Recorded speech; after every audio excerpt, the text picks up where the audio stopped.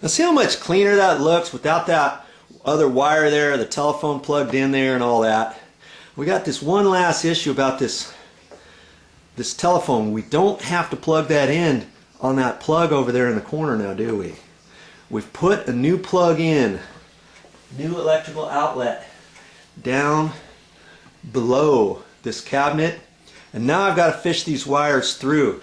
And before you start thinking you're going to just have to drill through the top and stuff, look around, because this cabinet here, there's a gap here, and I might be able to fish it behind the cabinet up against the sheetrock. And more times than not, when they install cabinets, usually you don't see a gap like that, or maybe you got a little piece of trim, scribe mold there, something like that. In this case, we kind of lucked out because there's that gap there. So look around first before you start drilling holes. So I'm going to try to fish my wires through there. Worst case scenario, I might be able to, I can't get them all the way through there. I may have to drill a hole. If I have to, I'll drill it over here in the corner.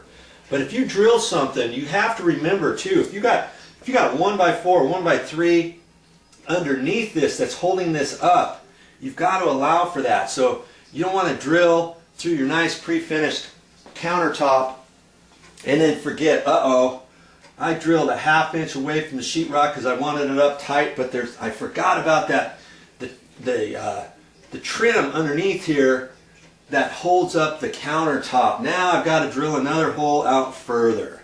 Okay, don't forget that. Well, there's your finished product right there. Doesn't that look way cleaner than before?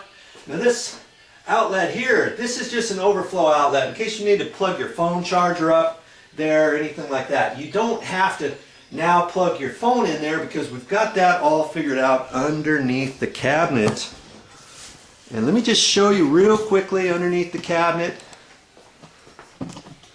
Going down under. See, there's that white box is for the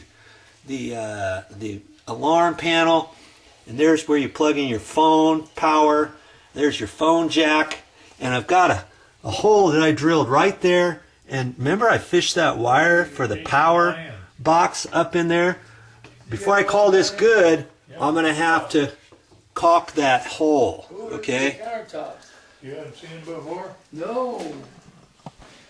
That looks way better. You get done with your project, make sure you turn your power back on.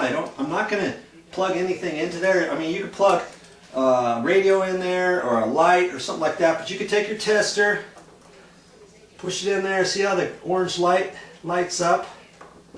I know the power is on and everything's ready to go. Last thing you want to do is hook something up thinking it's done, flip the breaker on, and you don't go back and check your work. I've even seen electricians, professional electricians, do that, and then come to find out there was a wire that got loose on the back side, or there was a junction box somewhere else up there where the wire nut was loose, or something happened and the power didn't come on, and it was a really quick fix for the electrician to take care of before he left the project, and son of a gun, he didn't do it. Now, you know, 98 out of 100 times when you think everything's done, it is done. But there's always that last little bit of chance that it's not. So always go back and check your work. Oh, what a day. Hey, I hope you learned something on this video. I gotta go for now, but I'll be back with more videos.